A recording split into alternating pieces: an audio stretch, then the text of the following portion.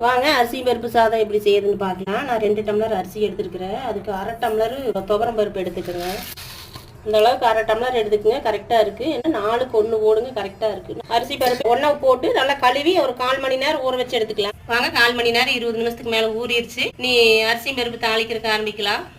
கடலெண்ணெய் ஊற்றிக்குங்க. செக்கில் ஆட்டின கடலெண்ணெயாக இருந்தால் நல்லா டேஸ்ட்டாக இருக்குது. வரமிளகாய் சேர்த்திக்கலாம், கருவேப்பிலை சேர்த்திக்கலாம், பூண்டு ஒரு கைப்பிடிக்கு சேர்த்திக்குங்க, வெங்காயம் சேர்த்துக்கலாம்.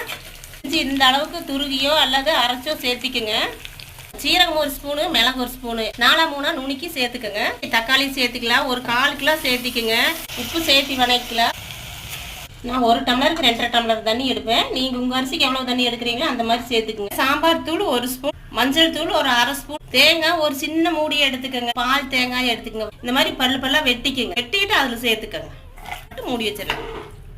அரிசி பருப்பு சாதம் ரெடி. வாங்க சாப்பிடலாம்.